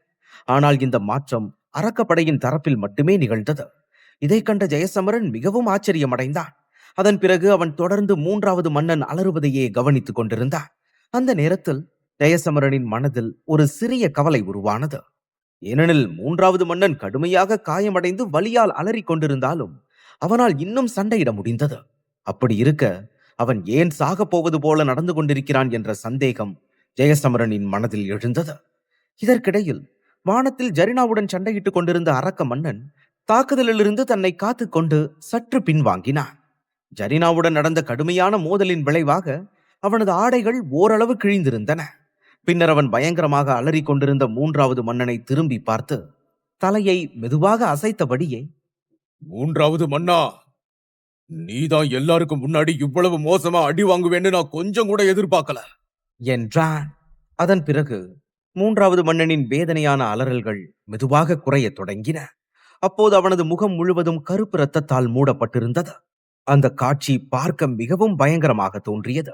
அதே நேரத்தில் அரக்க கூட்டத்தின் உயர் பதவியில் இருந்த மற்ற மன்னர்களும் அவனை திரும்பி பார்த்தனர். அவனை பார்த்ததும் அவர்களின் முகங்களிலும் அதிர்ச்சி தென்பட்டது. பின்னர் மூன்றாவது மன்னன் தனது முகத்தில் இருந்த கருப்பு இரத்தத்தை துடைத்துவிட்டு விசித்திரமான முறையில் சிரிக்கத் தொடங்கினான். அதன் பிறகு அவன் ஜெயசமரனை பார்த்து, அரக்க மன்னனே, நீ சொன்னது சரிதான். ஏய் தம்பி, நீ ரொம்ப சக்தி வாய்ந்தவன்னு இன்னைக்கு நான் ஒத்துக்கிறேன். ஆரம்பத்துல நம்ம சண்டை ரொம்ப நேரம் நீடிக்கும்னு நினைச்சேன். ஆனா இவ்வளவு சீக்கிரமா நீ என்ன காயப்படுத்திட்ட என்றான். மூன்றாவது மன்னனின் முகத்தில் இருந்த அந்த பைத்தியக்கார சிரிப்பிற்கான காரணத்தை புரிந்து கொள்ள முடியாமல் ஜெயசமரனின் மனதில் மேலும் கவலை உருவானது. பின்னர் அவன் தனது பார்வையை அக்னி மகாஞானி மற்றும் பிற மகாஞானிகள் பக்கம் திருப்பினான். அவர்களின் முகங்களிலும் பதட்டமும் துயரமும் தெரிந்தன. அப்போது மின்னல் மகாஞானி சிரித்தபடி, போர் இன்னும் முடியவே இல்ல, அதுக்குள்ள ஏன்டா இப்படி அழுகுற என்று கேட்டான். அதற்கு பதிலாக அரக்க மன்னன் சிரித்தபடியே, நாம இத்தனை வருஷமா தீராத பகைவர்களா இருக்கோம். ஒருத்தரை பத்தி ஒருத்தருக்கு தெரிஞ்ச ரகசியம் நம்ம சொந்தக்காரங்களுக்கு கூட தெரியாது. எங்களால உங்களை அவ்வளவு சீக்கிரம் அழிச்சிட முடியாதுன்னு எங்களுக்கு தெரியும். ஆனா எங்களை அழிக்கிறது மட்டும் அவ்வளவு சுலபம்னு நினைச்சீங்களா? அது ஒரு நாள் முடியாது. இந்த போர் சலிச்சு போச்சு, இதோட எல்லாத்தையும் முடிச்சுக்கலாம்னு அந்த பனிராணி சொன்னா இல்லையா? நாங்களும் அதையே தான் நினைக்கிறோம். அதனால இந்த தடவை உங்களை ஒவ்வொருத்தரா நாங்க வேட்டையாட போறோம். அது எங்களால முடியாதுன்னு மட்டும் தப்பா கணக்கு போட்டுடாதீங்க. அதை இப்போ நீங்களே பார்க்கணுமா? மூணாவது மன்னனே, முதல் சண்டையில நீ அடிபட்டதுனால இப்போ எல்லாத்தையும் ஆரம்பிச்சு வைக்க வேண்டியது உன்னோட பொறுப்பு தான் என்றான். இதை கேட்ட மூன்றாவது மன்னன் புன்னகையுடன் தலையசைத்துவிட்டு ஒரு இடத்தில் அமைதியாக அமர்ந்தான். பின்னர் எண்ணற்ற கண்களின் முன்னால் அவன் தனது கை முத்திரைகளை மாற்றத் தொடங்கினான். அப்போது அவன் முகத்தில் இருந்து கருப்பு ரத்தம் வழிந்தோடி அந்த முத்திரைகளின் மீது பளபளத்தது. மூன்றாவது மன்னனின் இந்த விசித்திரமான செயல்களை கவனித்த ஜெயசமரனின் கண்கள் திடீரென பிரகாசித்தன. அடுத்த கணமே அவன் சட்டென மறைந்து மூன்றாவது மன்னனின் முன் தோன்றினான். அதே வேகத்தில் பண்டைய குறியீடுகள் கொண்ட கோலை சுழற்றி அவன் மூன்றாவது மன்னனின் மீது மரண அடி கொடுத்தான். ஜெயசமரனின் தாக்குதல் மிகவும் சக்தி வாய்ந்ததாக இருந்ததால் அந்த கோல் மூன்றாவது மன்னனின் கழுத்தை நேராக துளைத்தது. உடனே கருப்பு ரத்தம் ஒரு நீரூற்றை போல பீரிட்டு வெளியேறியது. அந்த தாக்குதல் திடீரென நிகழ்ந்ததால் மூன்றாவது மன்னனால் அதை தவிர்க்க முடியவில்லை. மூன்றாவது மன்னன் முடிந்து விட்டான் என்று தெரிந்ததும் மனித படைகளுக்கு இடையே ஒரு நிமிடம் பரபரப்பு ஏற்பட்டது. ஆனால் யாருடைய முகத்திலும் மகிழ்ச்சி இல்லை. எல்லோருடைய மனதிலும் ஒரே ஒரு எண்ணம் தான் எழுந்து, கண்டிப்பா ஏதோ ஒண்ணு பெருசா நடக்க போகுது. ஏன்னா கருங்கோன் சேனை குழுவோட 3வது மன்னன் இவ்வளவு சுலபமா செத்து போக வாய்ப்பே இல்லையே என்று பேச்சுக்கள் வர ஆரம்பித்தன. ஆனால் ஜெயசமரனின் கோல் அவன் கழுத்தில் பாய்ந்திருந்த போதும் மூன்றாவது மன்னன் தனது தலையை உயர்த்தி பார்த்தான். பிறகு அடுத்த கணமே என்று பயங்கரமாக சிரிக்கத் தொடங்கினான். அதைத் தொடர்ந்து சில நொடிகளில் அவனது உடல் வீங்கத் தொடங்கியது. அந்த காட்சியை பார்த்த ஜெயசமரன் பதட்டத்துடன், இது ஏதோ ஒரு பெரிய விபரீதத்துல முடிய போகுது என்றான். இதை சொன்னவுடனே அவன் வெள்ளி ஒளிக்கீற்றாக மாறி வெகு தூரம் பறந்து சென்று மறைந்து விட்டான். ஆனால் ஜெயசமரன் மறைந்த அதே நேரத்தில் மூன்றாவது மன்னனின் உடல் ஒரு சக்தி வாய்ந்த வெடிப்புடன் சிதறி அபரிமிதமான கருப்பு சக்தியும் கருப்பு ரத்தமும் வானம் முழுவதும் பீரிட்டு பரவின. பிறகு அந்த அரக்க சக்தியும் கருப்பு ரத்தமும் ஒன்றிணைந்து தரையில் மழை போல பொழிந்தன. ஜெயசமரன் அந்த வெடிப்பிலிருந்து தப்பித்திருந்தாலும் மூன்றாவது மன்னனின் தாக்குதலால் அவனுக்கு சிறிய காயங்கள் ஏற்பட்டன. அந்த காட்சியை பார்த்த ஜெயசமரன் பதட்டத்துடன், இந்த கிறுக்கன் தன்னைத்தானே அழிச்சுக்கிட்டானா? அப்படி இவன் என்னதான் பண்ண போறான் என்றான். இதற்கிடையில் அந்த காட்சியை கண்ட அரக்க மன்னன் சத்தமாக சிரிக்கத் தொடங்கினான். அப்போது அவன் முகத்தில் ஒரு குளிர்ந்த புன்னகை தோன்றியது. பின்னர் ஜெயசமரனையும் மற்றவர்களையும் திரும்பி பார்த்து, பல நூற்றாண்டுகளா எங்களோட கருங்கோன் சேனை குழு எதை தயார் பண்ணிட்டு இருந்ததுன்னு இப்ப உங்களுக்கு காட்டுறேன், நீங்களே பாருங்க. நான் ஏற்கனவே சொன்ன மாதிரி இந்த போர்ல வெற்றி எங்களுக்கு தான் என்றான். அவன் இதை சொன்னவுடன் பூமி கடுமையாக அதிரத் தொடங்கியது. அதே நேரத்தில் தரையில் ஏற்பட்ட விரிசல்களிலிருந்து அபாயகரமான அரக்க சக்திகள் மெதுவாக வெளிப்படத் தொடங்கின. பிறகு அந்த சக்திகள் ஒன்றன் பின் ஒன்றாக மேலெழுந்து மெதுவாக ஒன்றிணையத் தொடங்கின. அதைத் தொடர்ந்து சில நொடிகளில் அந்த சக்திகள் மக்களின் முதுகெலும்பில் நடுக்கத்தை ஏற்படுத்தும் ஒரு மூர்க்கமான மற்றும் பயங்கரமான மிருகமாக உருமாறின. அந்த மிருகம் உருவாகி கொண்டிருந்த போது அதை பார்த்த அனைவரின் முடிகளும் சிலிர்த்தன. பிறகு அது பூமியின் ஆழத்திலிருந்து மெதுவாக எழுந்து வானத்தை நோக்கி உயர்ந்தது. அப்போது அதன் உடல் முழுவதும் அரக்க சக்திகளால் நிரம்பி இருந்தது. அது தோற்றத்தில் அரக்க மன்னனைப் போலவே காட்சி அளித்தது. இந்த காட்சியை பார்த்த ஜெயசமரனின் முகம் பதட்டமடைந்தது. ஏனெனில் அந்த மிருகத்தின் உடலிலிருந்து எண்ணற்ற அரக்க சக்திகள் வெளிப்படுவதை அவனால் உணர முடிந்தது. அதே நேரத்தில் அந்த சக்திகள் மெதுவாக பிரம்மாண்டமான அரக்க கைகளாக உருமாறின. அந்த ஒவ்வொரு அரக்க கையிலும் ஒரு மூடிய அரக்க கண் இருந்தது. அந்த கண்கள் மூன்றாவது மன்னனின் கையில் இருந்த கண்களை விட மிகவும் ஆபத்தானதாகவும் சக்தி வாய்ந்ததாகவும் தோன்றின. அந்த நேரத்தில் தூரத்தில் நின்று கொண்டிருந்த ஜரீனாவும் அந்த மூர்க்கமான அரக்கனை பார்த்தாள். உடனே அவளது முகத்தில் கவலை தென்பட்டது. பின்னர் அவள் மெதுவாக, சாம்ராட், இவன் சாம்ராட்டோட சீடனா என்று கேட்டாள். இதற்கிடையில் தனது எதிரிகளின் முகங்கள் நிறம் மாறுவதை கண்ட அரக்க மன்னன் மெதுவாக தரையை நோக்கி பார்த்தான். பின்னர் சத்தமாக, நான் எல்லாருக்கும் ஒரு விஷயத்தை சொல்லிக்க ஆசைப்படுறேன். இப்பதான் விருந்தே ஆரம்பமாகுது. இவ்வளவு தூரம் தேடி வந்ததுக்கு உங்க எல்லாருக்கும் ரொம்ப நன்றி என்றான். அவன் இதை சொன்னவுடன் வெடிப்புகள் ஒன்றன் பின் ஒன்றாக நிகழத் தொடங்கின. அந்த வெடிப்புகளால் அங்கிருந்த அரக்கர்கள் உடனடியாக அழிக்கப்பட்டனர். அப்போது அவர்கள் அருகில் இருந்த கூட்டணி படையின் வீரர்கள் இந்த காட்சியை அதிர்ச்சியுடன் பார்த்து கொண்டிருந்தனர். ஆனால் அந்த அரக்கர்கள் அழிக்கப்பட்ட போது அவர்களின் உடல்களிலிருந்து வெளிப்பட்ட தீவிரமான அரக்க சக்தி அந்த பெரிய மிருகத்துக்குள் பாயத் தொடங்கியது. பிறகு அந்த சக்திகள் தொடர்ந்து அந்த மிருகத்தின் உடலுக்குள் புகுந்து அதை எண்ணற்ற அரக்க சக்திகளால் நிரப்பின. அந்த மிருகத்திற்குள் இவ்வளவு சக்தி பாய்ந்ததா அதன் கைகளில் இருந்த கண்கள் ஒன்றன் பின் ஒன்றாக திறக்கத் தொடங்கின. அதன் ஒவ்வொரு கண் திறக்கப்பட்ட போதும் உலகம் மேலும் இருண்டது. இதற்கிடையில் வெடிப்புகள் தொடர்ந்து நிகழ்ந்து அந்த முழு பாலைவனமும் அரக்க சக்திகளின் கடலாக மாறுவது போல தோன்றியது.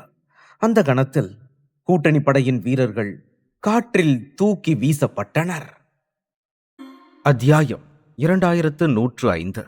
எண்ணற்ற அரக்க சக்திகள் அருகில் இருந்த இடங்களிலிருந்து தொடர்ந்து அந்த மிருகத்திற்குள் புகுந்தன. பிறகு ஒன்றன் பின் ஒன்றாக அந்த அரக்கனின் கண்கள் திறந்து கொண்டே இருந்தன.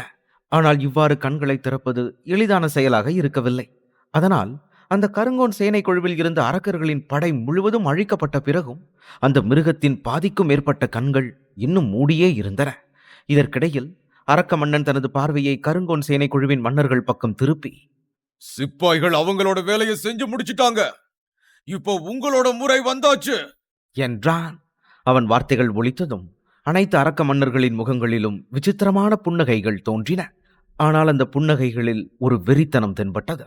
பிறகு உடனே அவர்கள் அனைவரும் அவர்கள் இருந்த இடங்களில் அமர்ந்தனர். அதைத் தொடர்ந்து அவர்கள் தங்கள் உடல்களை அவர்களே அழிக்கத் தொடங்கினர். இந்த அரக்க மன்னர்களின் உடல்களிலிருந்து வெளிப்பட்ட அரக்க சக்திகள் மிகவும் சக்தி வாய்ந்தவையாக இருந்தன. அதோடு அந்த சக்திகள் வேகமாக அந்த பெரிய அரக்கனின் உடலுக்குள் புகுந்தன. இந்த காட்சியை பார்த்த பண்டைய மகாஞானிகளின் முகங்களில் பீதி தென்பட்டது. ஏனெனில் ஆயிரக்கணக்கான ஆண்டுகளாக எதிரிகளாக இருந்த இந்த அரக்கர்கள் சில கணங்களில் முற்றிலுமாக அழிந்தனர். அதிலும் அவர்கள் தங்களை தாங்களே அழித்துக் கொள்ள தீர்மானித்திருந்தனர். இந்த காட்சி பண்டைய மகாஞானிகளை அதிர்ச்சி அடைய செய்தது. அப்போது அவர்களின் மனதில், இந்த அரக்கனை தூண்டி விட்டுட்டு அதுக்கப்புறம் இந்த ராட்சச பேய்கள் என்னதான் பண்ண போறாங்க என்ற ஒரு கேள்வி எழுந்தது. பிறகு மீண்டும் அனைத்து அரக்க சக்திகளும் அந்த பெரிய அரக்கனுக்குள் பாயத் தொடங்கின. அதன் விளைவாக அவனது உடலில் மீதமிருந்த அரக்க கண்களும் ஒன்றன் பின் ஒன்றாக திறக்கத் தொடங்கின. அந்த நேரத்தில் கருங்கோன் சேனை குழுவில் இருந்த அரக்கர்களில் அரக்க மன்னன் மட்டுமே உயிருடன் இருந்தான். அப்போது அவன் ஜரினாவை பார்த்தபடி அமைதியாக புன்னகைத்துக் கொண்டிருந்தான். அதே நேரத்தில் அவன் முகத்தில் இருந்த அந்த புன்னகை மிகவும் விசித்திரமாகவும் மர்மமாகவும் தோன்றியது. இதை கவனித்த ஜரினா மெதுவான குரலில் அவனை பார்த்து, இந்த சாம்ராட்டோட சீடனை எழுப்புறது மூலமா உன்னோட சக்திகள் அபாரமா அதிகரிக்குங்கிறது உண்மைதான். ஒருவேளை அடிமைகளின் தலைவனுக்கு இணையா கூட நீ மாறலாம். ஆனா இந்த சக்தி காலத்துக்கும் நிலைக்காதுன்னு உனக்கே நல்லா தெரியும். இந்த அரக்கனை நீ தயார் பண்ணாலும் அந்த அடிமைகளின் தலைவனோட ரத்தம் இல்லாம அவனோட முழு சக்தியை உன்னால கொண்டு வர முடியாது. இப்படிப்பட்ட சூழல்ல இந்த அரக்கன் எங்களை எல்லாம் கொன்னாலும் நீயும் இந்த உலகத்தை விட்டு அழிஞ்சுதான் போவ. ஆனா ஒண்ணு, இனிமே இருளின் அடிமைகளால இந்த உலகத்துக்கு எந்த ஆபத்தும் இருக்காது. அதனால நாங்க செத்தாலும் இந்த உலகத்தோட மிகப்பெரிய போர்ல வெற்றி எங்களுக்கு தான் என்றாள். இதை கேட்ட அரக்க மன்னன் மேலும் புன்னகைத்தான்.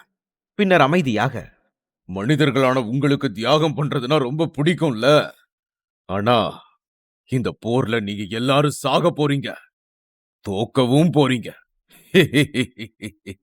பனிராணியே, உன்னோட குரு குறியீடுகளின் மூதாதையர் எங்களோட அரக்க உலகத்தோட பரிமாணத்தை மூடும் போது எங்க சாம்ராட்டோட ஒரு கை வெட்டப்பட்டது உனக்கு ஞாபகம் இருக்குதா?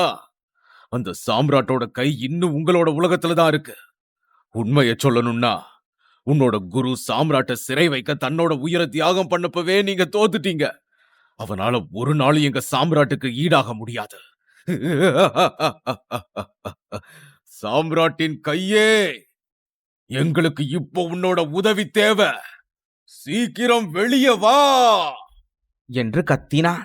அப்போது அவனது குரல் அந்த பகுதி முழுவதும் எதிரொலித்தது. அதே நேரத்தில் கிழக்கு அரக்க மண்டலத்தில் திடீரென நிலநடுக்கம் ஏற்பட்டு அரக்க சக்திகள் மெதுவாக தரையிலிருந்து வெளிவரத் தொடங்கின. அதோடு அந்த சக்திகள் ஒன்றிணைந்து ஒரு பண்டைய வலையாக உருமாறின. அதைத் தொடர்ந்து அந்த வலை மெதுவாக விரிந்து பரிமாணங்களையே கிழித்து கொண்டு நகரத் தொடங்கியது. பின்னர் அது மேற்கு பகுதியில் இருந்த போர்க்களத்தை நோக்கி நேராக முன்னேறியது. அதை அங்கிருந்த அனைவரும் பதட்டத்துடன் கவனித்தனர். சில நொடிகளில் அந்த வலை மெதுவாக பிரிய தொடங்கி அதன் உள்ளிருந்து ஒரு பிரம்மாண்டமான வெள்ளை கை மெதுவாக வெளிப்பட்டது. அந்த ஒற்றை கையின் உடலிலிருந்தே அபரிமிதமான அரக்க சக்தி பரவியது. அந்த ஒரு கைக்குள் மட்டுமே அரக்க கூட்டத்தின் முழு படையையும் விட அதிகமான அரக்க சக்தி இருப்பதை அனைவரும் தெளிவாக உணர்ந்தனர். கருங்கோன் சேனை குழுவில் இருந்த அரக்கர்கள் அனைவரும் அழிக்கப்பட்டிருந்ததால் அரக்க சக்திகள் மெதுவாக பாலைவனம் முழுவதும் பரவத் தொடங்கின. அது பாலைவனத்தில் மட்டுமின்றி முழு மேற்கு பகுதியையே அதன் தாக்கத்தில் நடுங்கச் செய்தது. அந்த கொடிய சக்திகளின் நடுவே இந்த உலகத்தை அழிக்கவே வேறொரு உலகத்திலிருந்து வந்தவன் போல தோன்றும் ஒரு பிரம்மாண்டமான அரக்கன் அமைதியாக நின்று கொண்டிருந்தான். அப்போது அவனது உடலுக்குள் கொந்தளித்துக் கொண்டிருந்த சக்தியை உணர்ந்த கூட்டணி படையினரின் முகங்களில் விசித்திரமான அச்சம் பரவியது. ஜெயசமரனும் மற்றவர்களும் அந்த காட்சியை அமைதியாக கவனித்துக் கொண்டிருந்தனர். அப்போது திடீரென அந்த அரக்கனிடமிருந்து ஒரு கொடிய அரக்க ஒளி வெளிப்பட்டது. அந்த ஒளி அதை நோக்கி நின்ற அனைவரின் முதுகிலும் நடுக்கத்தை ஏற்படுத்தும் அளவுக்கு தீவிரமாக இருந்தது. பிறகு சில நொடிகள் கழித்து அந்த ஒளிக்குள் ஒரு பெரிய வெள்ளை கை மிதப்பது தென்பட்டது. அதை பார்த்ததும் ஜரீனாவின் முகத்தில் ஆச்சரியமும் பீதியும் கலந்தது. அவள் தன்னை கட்டுப்படுத்த முடியாமல், "இது அடிமைகளின் தலைவனோட கை!" என்று கூச்சலிட்டாள். அந்த கை முற்றிலும் வெள்ளையாகவும் முதல் பார்வையில் பலவீனமாகவும் தோன்றியது. ஆனால் அந்த பலவீனமான தோற்றத்தின் பின்னால் யாரும் கற்பனை செய்ய முடியாத சக்தி மறைந்திருந்தது. அதில் வியப்பேதும் இல்லை. ஏனெனில் அது அடிமைகளின் தலைவனுக்கு சொந்தமான கை. உலகின் மிக சக்தி வாய்ந்த வீரர்களில் ஒருவராக கருதப்பட்ட குறியீடுகளின் மூதாதையரையே தனது உயிரை தியாகம் செய்யும்படி கட்டாயப்படுத்தியவன் அவனே. அந்த நினைவு அனைவரின் மனதிலும் பயத்தை அதிகரித்தது. அப்போது ஜரீனா தனது முஷ்டியை இறுக்கிக் கொண்டு, "கடைசியா இந்த உலகத்தோட மிகப்பெரிய போர் நடந்தப்போ என்னோட குரு தன்னோட உயிரையே தியாகம் பண்ணிதான் அந்த இருளின் அடிமைகளோட தலைவனை சாகாவரம் பெற்ற சிறையில் அடைச்சாரு. ஆனா இப்ப நம்ம முன்னாடி இருக்கிற அந்த சாம்ராட்டோட கையை என்னோட குரு வெட்டல. அந்த தலைவன் வேணும்னே தன்னோட கையை தானே வெட்டிக்கிட்டான். எதுக்காக தெரியுமா? தன்னோட ஒரு பகுதி இந்த உலகத்துல ரகசியமா இருக்கணும். அது மூலமா பின்னாடி வர்ற காலத்துல தான் மறுபடியும் வர்றதுக்கு ஒரு வழியை உருவாக்கணும்னு அவன் இப்படி செஞ்சிருக்கான்" என்றாள். இதை கேட்டதும் ஜீவமரண மகாஞானி மற்றும் பிற மகாஞானிகளின் முகங்களில் கவலை தெளிவாக பிரதிபலித்தது. அடிமைகளின் தலைவன் உண்மையிலேயே மிகவும் தந்திரமான அரக்கன் என்பதில் சந்தேகமில்லை. ஏனெனில் சிறையில் இருந்த போதிலும் ஆயிரக்கணக்கான ஆண்டுகளுக்கு பிறகு அரக்கர்களுக்கு உதவ திரும்புவதற்காக இந்த கையை சாமர்த்தியமாக இங்கே மறைத்து வைத்திருந்தான். இதற்கிடையில் பரிமாணத்தை துளைத்துக் கொண்டு தன் முன் தோன்றிய அந்த தலைவனின் அரக்க கையை அரக்க மன்னனும் உற்று பார்த்தான். அப்போது அவன் முகம் அளவற்ற மகிழ்ச்சியால் நிரம்பியது. அதோடு அந்த கையை பார்த்ததும் அவன் மண்டியிட்டு மரியாதை செலுத்தினான். பின்னர் ஒரு நொடியில் அரக்க மன்னன் தனது கைகளில் இருந்த முத்திரைகளை மாற்றத் தொடங்கினான். அதற்கு பின்னர் அந்த அரக்க கை வேகமாக அந்த மாபெரும் அரக்கனின் கையில் ஒட்டி கொண்டது. அந்த கை இணைந்த உடனே அந்த அரக்கன் ஒரு விசித்திரமான ஒலியை எழுப்பத் தொடங்க அவனது உடலிலிருந்து வெளிப்படும் அரக்க சக்தியின் அளவு பன்மடங்கு அதிகரித்தது.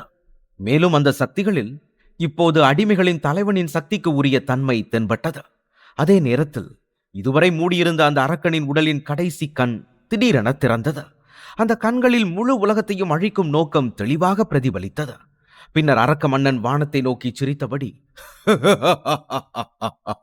இந்த அடிமைகளின் தலைவனோட சீடன் இப்போ முழுசா தயாராயிட்டான். இனிமே நீங்க எல்லாரும் எங்களுக்கு வெறும் எறும்புங்க மாதிரிதான். இனி உங்களை நசுக்கிறதெல்லாம் எங்களுக்கு ஒரு பெரிய விஷயமே இல்ல.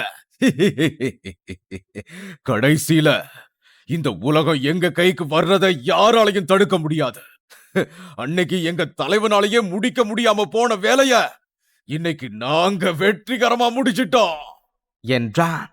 அந்த தருணத்தில் மிகவும் ஆபத்தான பனி சக்திகள் அந்த இடம் முழுவதும் பரவத் தொடங்கின. அதனுடன் அரக்க மன்னனை பார்த்து ஒரு குரல், "இவ்வளவு சீக்கிரமே கொண்டாடுறதுல எந்த பிரயோஜனமும் இல்ல அரக்க மன்னனே, போர் இன்னும் முடியல" என்று கேட்டது. அந்த குரலின் திசையை நோக்கி பார்த்தபோது ஜரீனா தனது கைகளில் பனி ஈட்டியை பிடித்துக் கொண்டிருந்தாள். அப்போது அவள் கண்களில் ஒரு கொடிய உறுதி மின்னியது. பிறகு ஒரு நொடியில் அவள் அந்த அரக்க மன்னனை நோக்கி பாய்ந்து தன் பனி சக்திகளால் அவனை தாக்கினாள். ஆனால் அரக்க மன்னன் சிரித்துக் கொண்டே,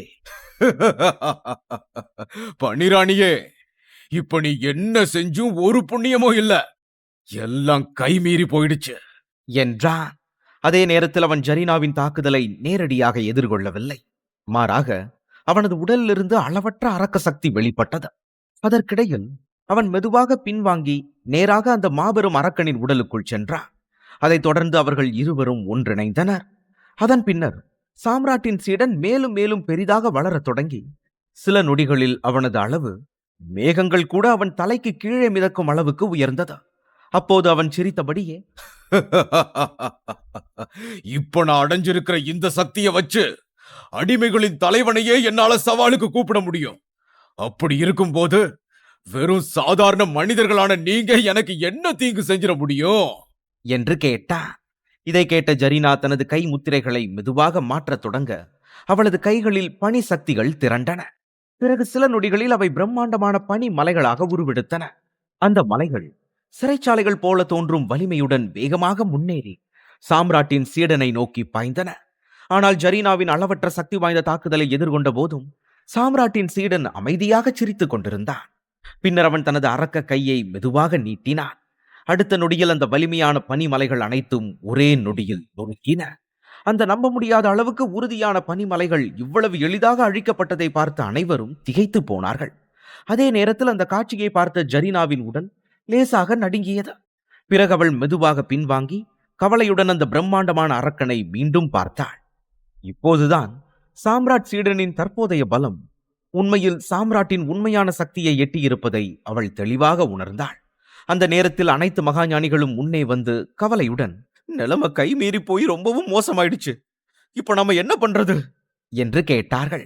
அவர்களின் நடுக்கத்தை கண்ட ஜரீனா அந்த சாம்ராட்டின் சீடனை ஊடுருவி பார்ப்பது போல உற்று பார்த்துவிட்டு தனது தோழர்களிடம் உறுதியாக, வெறும் ஒரு சில வித்தைகளை வச்சுக்கிட்டெல்லாம் அந்த சாம்ராட்டுக்கு நிகரான சக்தியை ஒருத்தன் அடைஞ்சிட முடியாது. இந்த வித்தைய வச்சு இவங்க இப்போ முன்ன விடவும் ரொம்ப பலசாலி ஆயிட்டாங்கிறது உண்மைதான். ஆனா இது ரொம்ப நேரத்துக்கு நிலைச்சு நிற்கக்கூடிய சக்தி கிடையாது என்றாள். பிறகு அவள் தனது கையில் இருந்த பனி ஈட்டியை இறுக்கி பிடித்தபடி போர்க்களத்தின் அனல் காற்றை எதிர்கொண்டு, அதனால இந்த அரக்க மன்னனாலையும் இந்த சக்தியை ரொம்ப நேரத்துக்கு தன்னோட கட்டுப்பாட்டுல வச்சிருக்க முடியாது. இப்படிப்பட்ட நிலையில நமக்கு முன்னாடி இப்போ ஒரே ஒரு வழிதான் இருக்கு. இந்த ராட்சச அரக்கனோட சக்தி கொஞ்சம் கொஞ்சமா குறைய ஆரம்பிக்கிற வரைக்கும் விடாம அவனோட மோதிக்கிட்டே இருக்கணும் என்றாள். ஜரீனாவின் வார்த்தைகளை கேட்டதும் ஜீவமரண மகாஞானியும் மற்ற மகாஞானிகளும் ஆமோதித்து தலையசைத்தனர். இருந்த போதிலும் அனைவரின் முகங்களிலும் இருந்த கவலை குறையவில்லை. ஏனெனில் பனிராணியால் கூட சாம்ராட்டின் சீடனை எதிர்கொள்ள முடியவில்லை. அதனால் அவர்கள் அனைவரும் ஒன்று சேர்ந்து அந்த அரக்கனை தடுத்து நிறுத்த முடியுமா என்பதில் யாருக்கும் உறுதியான நம்பிக்கை இல்லை. அப்போது அனைவரின் முகங்களிலும் இருந்த கலக்கத்தை கவனித்த ஜரீனா அமைதியாக முன்னே வந்து, நமக்கு வேற வழியே இல்ல. இப்போ இந்த சாம்ராட் சீடனை நாம அழிச்சிட்டோம்னா இந்த உலகம் முழுக்க அமைதி நிலவும். அதுக்கப்புறம் இந்த அரக்கர்கள் மறுபடியும் வரவே மாட்டாங்க. இனி அந்த விநாசராஜன் வருவானோங்கிற பயமும் நமக்கு இருக்கவே இருக்காது என்றாள். பிறகு அவள் தனது பனி ஈட்டியை ஒருமுறை சுழற்றி போர்க்களத்தின் திசையை சுட்டி காட்டி, இங்க பாருங்க, நமக்கு ரொம்ப நேரம் இல்ல. நாம இப்படி பண்ணுவோம். முதல்ல நான் தாக்கி அந்த அரக்க மன்னனை நிலைகுலைய வைக்க பாக்குறேன். அந்த ராட்சசனை எப்படி கட்டுப்படுத்தணுங்கிறது அவனுக்கே இன்னும் சரியா தெரிஞ்சிருக்காது. அதனால அதை அடக்க அவனுக்கு கொஞ்சம் நேரம் எடுக்கும். அந்த நேரத்தை நாம நமக்கு சாதகமா பயன்படுத்திக்கலாம். நான் அவனை தாக்கும் போது நீங்க எல்லாரும் உங்க சக்தியை ஒன்னா திரட்டி அவன் மேல இடைவிடாம தாக்குதல் நடத்துங்க என்றாள். இதை சொல்லிவிட்டு ஜரீனா மேலும் எதுவும் பேசவில்லை. அதே நேரத்தில் அவளது உடலுக்கு கீழே மெதுவாக ஒரு பனி தாமரை உருவாக தொடங்கி சில நொடிகளில் அது முழுமையாக மலர்ந்தது. பின்னர் அவள் அமைதியாக அதன் மீது அமர்ந்தாள். ஜரீனா அந்த பனி தாமரையின் மீது அமர்ந்தவுடன் சுற்றியிருந்த வெப்பநிலை திடீரென குறைந்தது. அந்த குளிர் இயற்கை சக்திகளுக்கு எந்த இடையூறும் ஏற்படுத்தாமல் மெதுவாக அந்த பகுதியை மூடியது. அதன் பின்னர் ஜரீனா தனது விரலால் பரிமாணத்தை மெதுவாக தொட்டு அமைதியான குரலில், பனித்தாமரையின் உலகம் என்றாள். இந்த எபிசோட் உங்களுக்கு பிடிச்சிருந்தா அந்த வீடியோக்கு ஒரு லைக் பட்டன் கொடுங்க. அண்ட் இந்த மாதிரி தொடர்ந்து வீடியோஸ்க்கு நம்ம சேனலை சப்ஸ்கிரைப் பண்ணிக்கோங்க. தேங்க்யூ.